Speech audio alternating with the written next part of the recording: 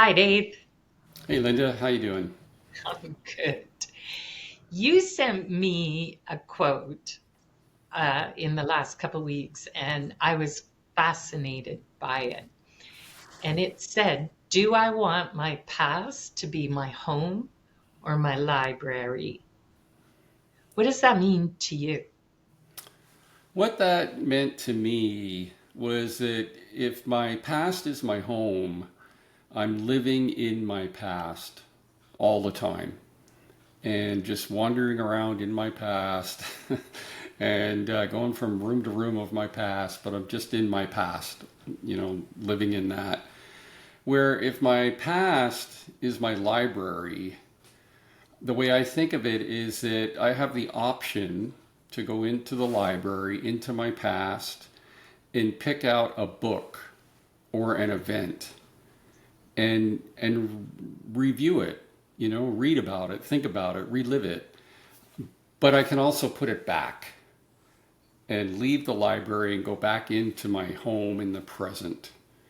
And so I think having my past as a library of experiences that has enriched me, educated me, warned me, right? Taught me things that I can reflect on and revisit it's just such a powerful idea. I love it. As a trauma counselor, this was really important for me because when the past, one of the phrases in trauma is the past is present. So it unwillingly, uninvited, comes barreling into the present over and over again. And then thought and reactions are responding to the past event, not what is happening. And so it can be really challenging, especially for all of us, but especially for people with trauma, to separate the past from the present. Do you have ideas about what can help people do that?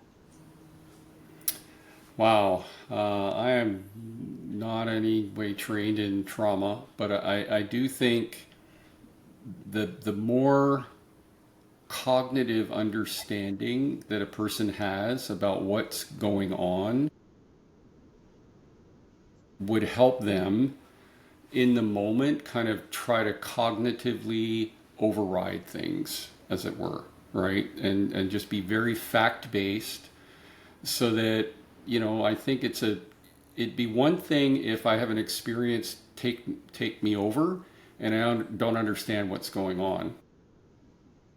So in the past, I've had what I call anxiety events, right? Where I get short of breath, my heart's pounding, sometimes I may sweat. And when I first had these, I thought I was having like a heart attack or something. Something was really, really wrong, right? As I learned about them, if it came up, cognitively, I could go, I'm not having a heart attack. This is just an event. These last about 5 minutes, maybe. Just get up and walk around.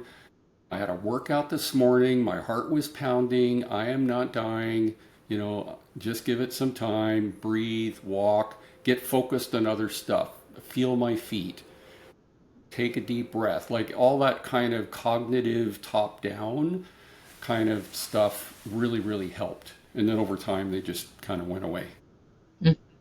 I'm not saying it's going to be that simple for somebody with trauma, right? But that would be an example of a cognitive understanding of the process would help somebody start to manage the feelings that are arising in the process, if that makes sense.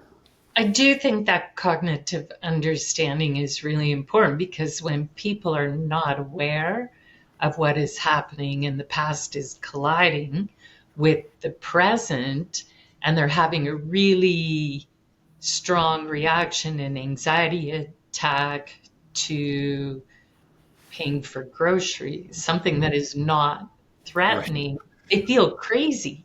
Yeah, yeah, exactly. And to have that awareness that I'm not crazy, this is the past becoming present, I can breathe through this and get back into what is called the window of tolerance, or the ability to tolerate emotion, because all that emotion from the past is showing up Yeah. in the present. So we've talked about this before, you and I, how emotion is sensation in the body. Hmm. So being able to be aware that this sensation in my body is being driven from the past. There is no threat in the immediate future. There's no saber-toothed tiger sitting Right. there about to eat me, and being able to just breathe through that and coach yourself down. So much easier said than done. What helps Yeah. you Yeah. do Believe me. that? That's been my experience with it. But I do think that, I think the brain is incredibly plastic, and that over time it learns that, oh, yeah, this was a false alarm, so don't go there, right? Something evolved over time for me that these things just stopped happening, and I think that was part of it. I think the brain just learns there's no threat here, there's no there. And so I think I make up a story. I don't know that the brain could be learning that if this is starting, it's like there's nothing there. Don't go there, right? I think there's great wisdom in that, because I think what happens is people pick up on stimulus that's linked to the past, whether it's trauma or stressful event or whatever it is.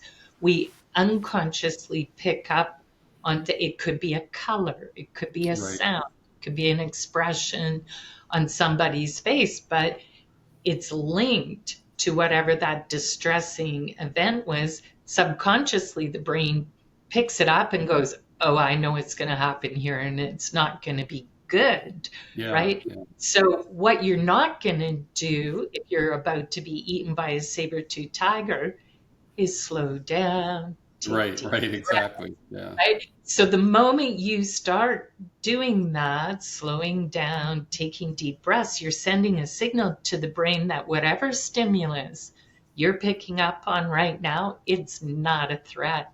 So I believe that you did that over time. Neuropsychologists will say neurons that fired together, wired together, so that stimulus gets linked to safety over and over right, and over and right, over right, again, right. and it is no longer an issue. Does that make sense for your Yeah, it experience? makes sense. I mean, that was one of the very kind of frustrating things for me was that these events would happen and I couldn't figure out any kind of triggering mechanism. They just seemed to come out of the blue.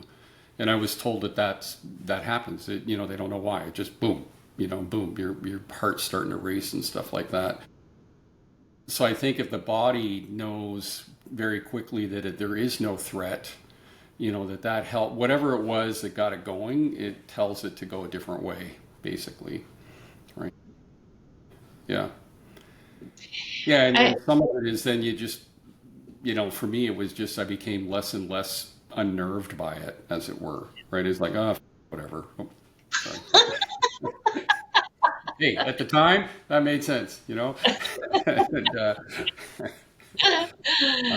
because I don't believe I've had a full blown panic attack, and my heart goes out to anybody that does, yeah, because my events were strong enough and they were kind of unsettling enough to be in a full blown panic must be horrendously frightening, yeah. panicky.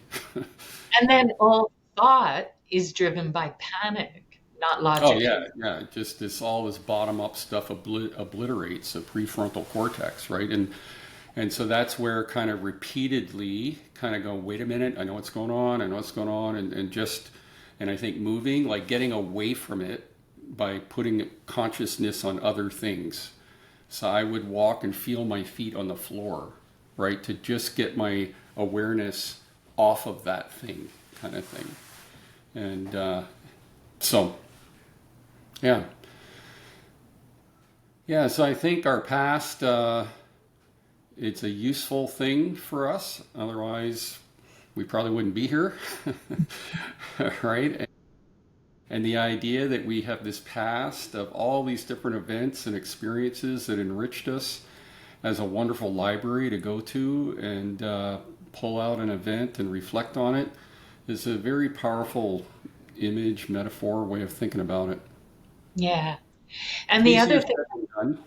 much easier said than Yeah. done. The other thing I really love about it is that if you're living in the past and your thoughts and your reactions are being dominated by the past, you're not present to your own life. Well, and you're screwing up the present, right? Like, if you're driving a car and you think you're supposed to make a right turn and there's no road there, that's a problem. That is a problem. Right? So if you're responding to things that aren't really there, right? That can be a problem in the present.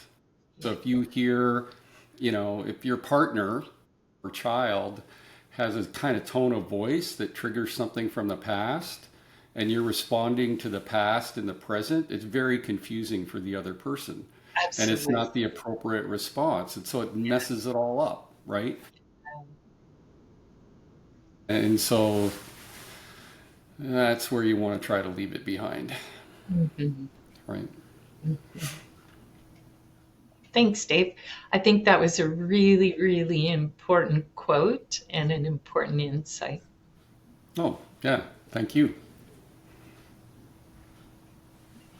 Okay, I'm going to stop recording.